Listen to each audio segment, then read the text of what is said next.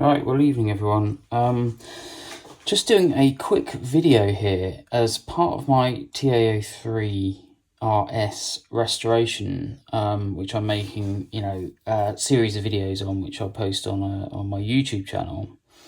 A lot of people, I posted a picture the other day of the results of me restoring these really rather battered Tamiya touring car wheels. These are off the TAO3 I bought, and I managed to get one from this rather tatty state to looking like this, which is a big improvement.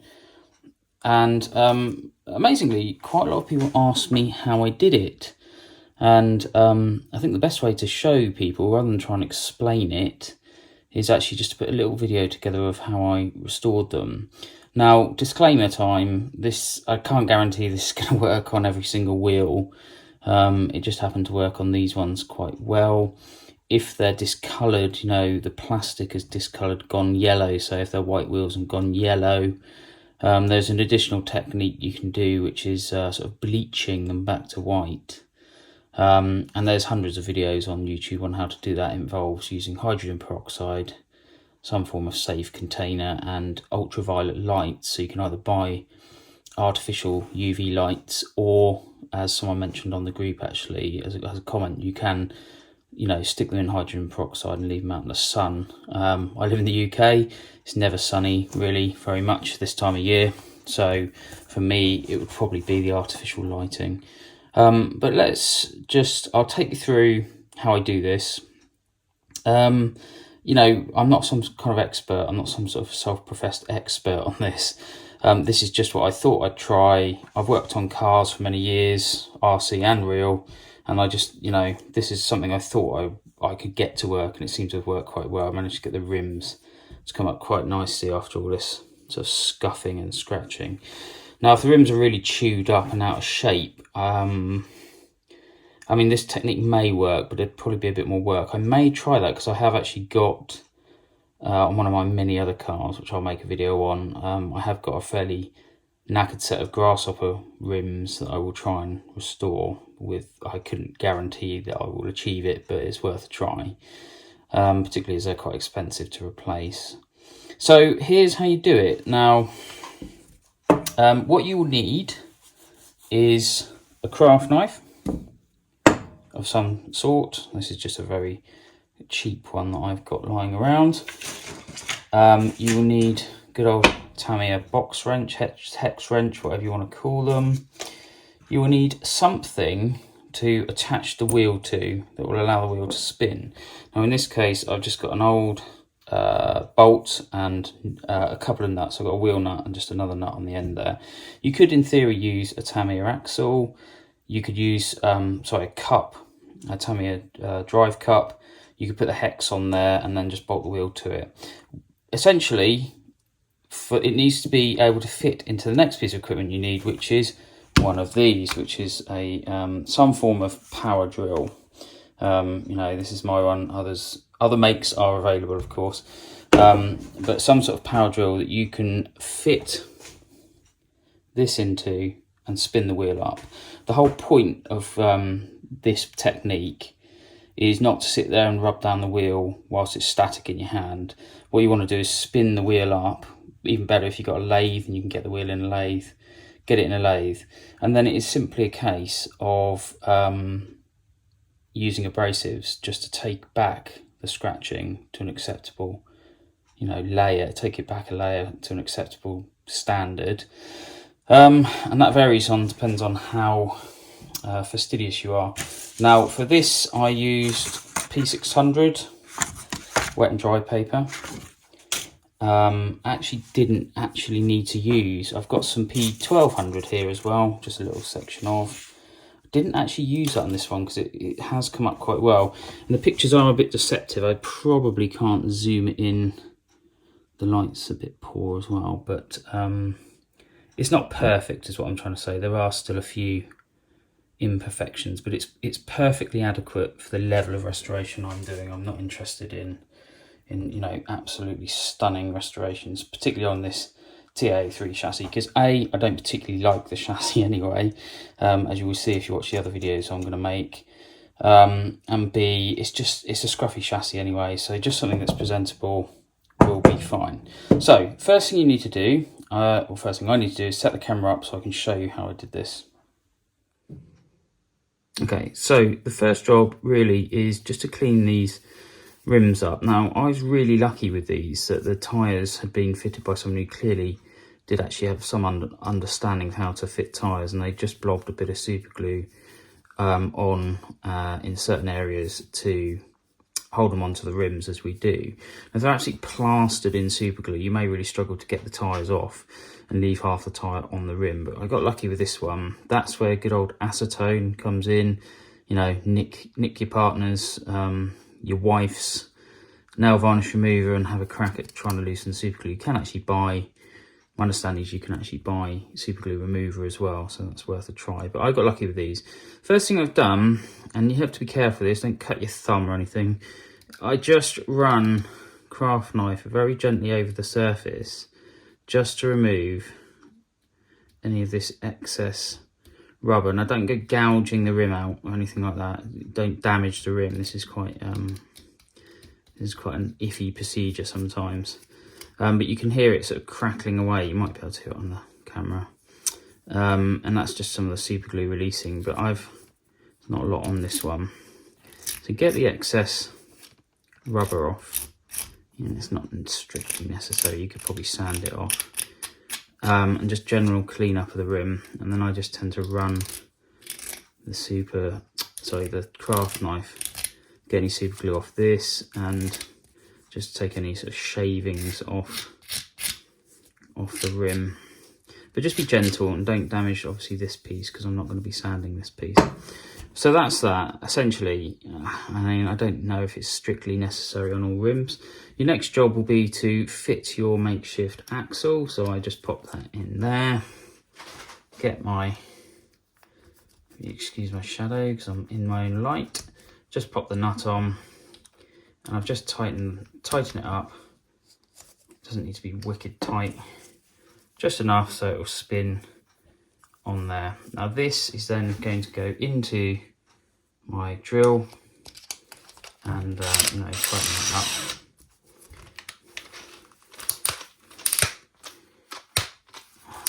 And tighten it up so when it's on the drill,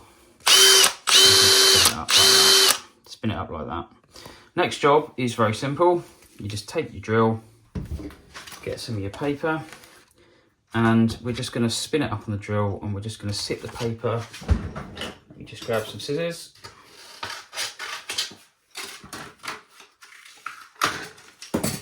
We're just going to take a very small section of paper, and I'm just going to spin the wheel up, and I'm just going to sit it on the rim.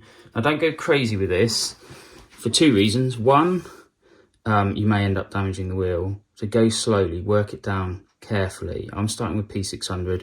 If your wheels are really sort of gouged out, then you may want to start with, I don't know, around about 300 and work your way up the numbers essentially. So you start, the lower the number, obviously the coarser the paper. So start with a slightly coarser paper and work your way up. I think you can go up to something crazy like a P5000 if you really want to shine them up. You could, or once you've sanded it or wet and dried it, you can maybe buy a polishing compound and get, say, a Dremel felt insert.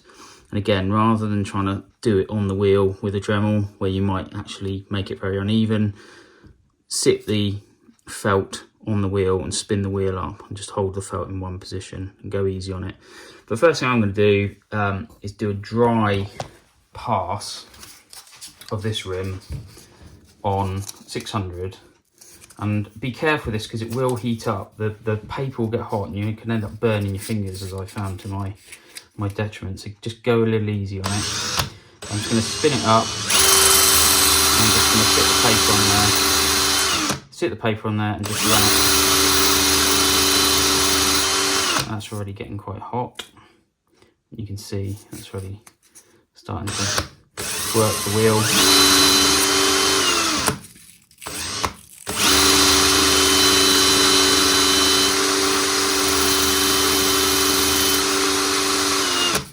And one, again, just a warning there, just go very easy.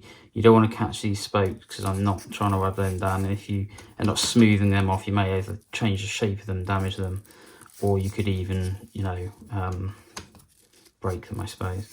And then just run it on the outer edge as well.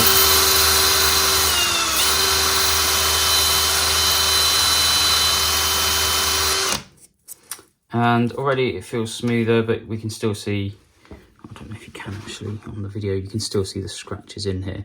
So it really is just a case of working it down on this. Be patient, don't rush it, and just keep working it down. If you're finding the scratches aren't disappearing with say 600, then perhaps try a coarser grit and work your way down. So once we've done the 600 pass, and I won't spend ages on this video showing you, I'll move on to a wet and dry 600 and then a 1200. So I'll show you that. I'm just going to finish this off the camera because it's going to be boring to watch. And we'll go ahead and do the next stage. So here it is after a pass, the first pass, and this is done dry, as it were. And it's come up quite nicely. There are a couple of scratches on here which are really too deep probably for me to really bother sanding out. I could keep going at it and it would probably come out, and I have to confess that actually the 600 was not effective on this wheel due to the deepness of the scratches, so I ended up using some P275 to start with, and that was the sort of dry pass really. But I mean, you can see it's not perfect, but you can see a big improvement over the untouched rim there, but you can still also see there is some scratching still on it, but I think I can live with that.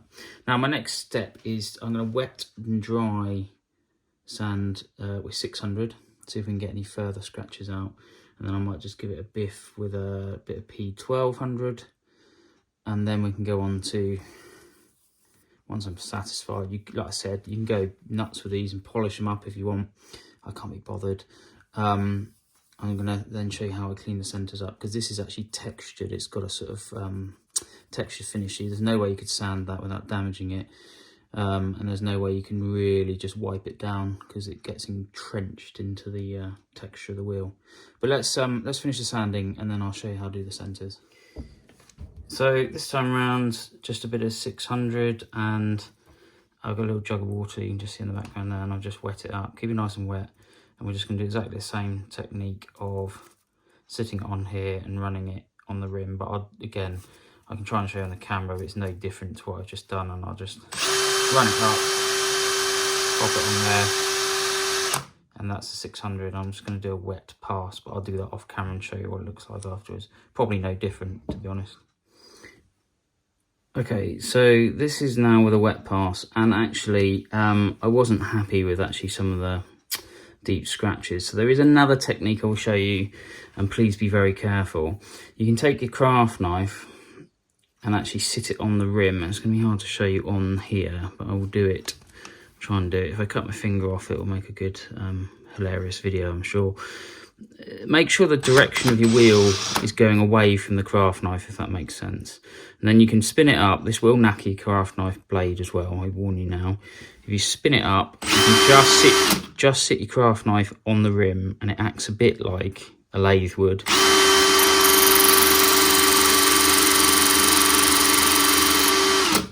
And you can actually sort of hone the rim, as it were, and just take out some of these deeper scratches. You can actually just take a layer off, but be very careful, and just, again, don't go at it hammer and tong, just take it easy.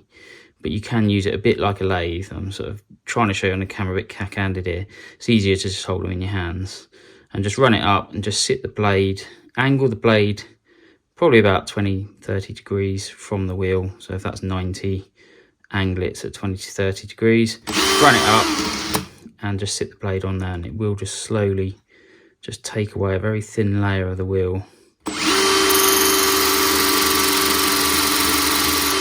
without causing any damage or too much damage. Just be careful though.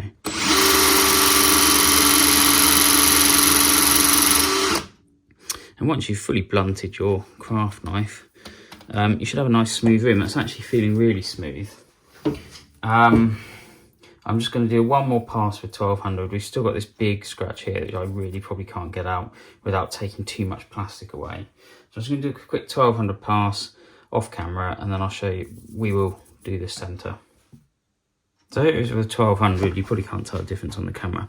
One thing I will mention actually, when you wet and dry, especially if you're in wet and dry paper, which generally is grey like this, you may find it leaves a sort of discoloured ring around the edge here, this sort of grey ring. Don't worry too much. I seem to be able to just, if you take a piece of dry paper, just give it a light sand with a dry paper, it will just take the discoloration off. It's just the colour of the grit coming off into the plastic. I'm hoping it'll probably come off anyway in the next stage, which is going to be the centres. So I'll just get the bits and pieces you need for that, and I'll show you what we do. Okay, so in order to clean the centres up, it's very much a similar process. I got myself a jug of hot or warm water. Find someone you don't like, take their toothbrush, borrow their toothbrush, and bring that to your craft table or kitchen worktop, as I like to use. And then find, what we want is a abrasive that's not going to damage the plastic. And just about in every cupboard in any home you care to go in, there will be a cupboard with some of this cream cleaner. This is obviously Sif. Other brands are available, they all do the same job, but it's got a natural abrasive, and essentially if it's safe enough to use on your bath or your kitchen worktop, it's going to be safe enough for a Tamiya wheel. It's very simple.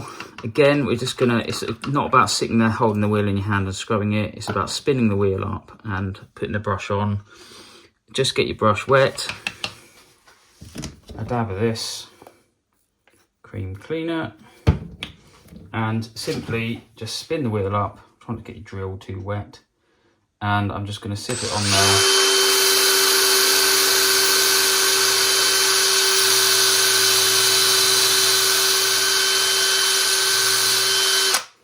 And give it one of those, and already you can see it's cleaning up quite nicely.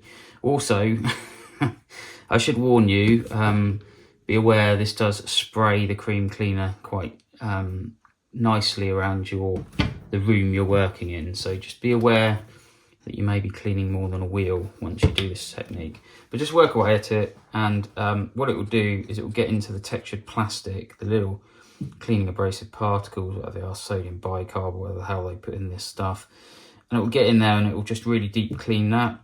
So I'm just going to go ahead and give it a scrub. I'm going to just do exactly the same as what I just showed you on the video there, off the video, so you don't have to sit here for 5 minutes watching me do it.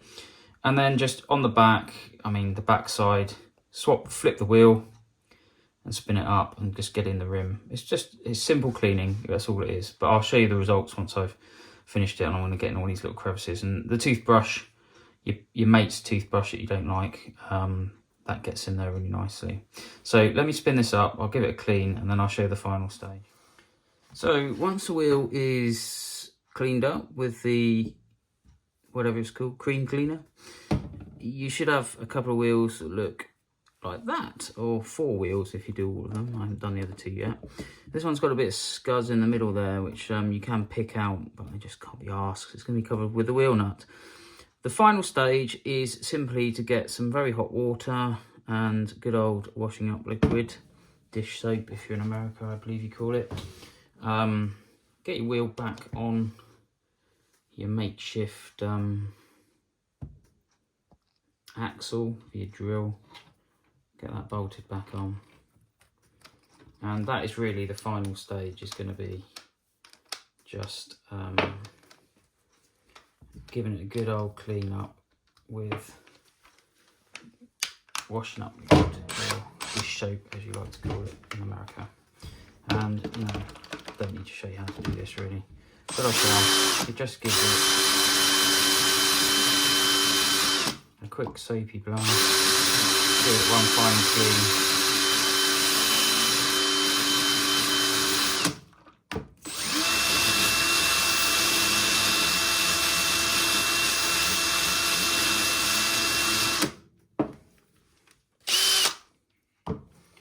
And that is that. That is how I restore Tamiya wheels that aren't too badly damaged. Let me just get this off. I'll give it a quick rinse off camera and show you the end result.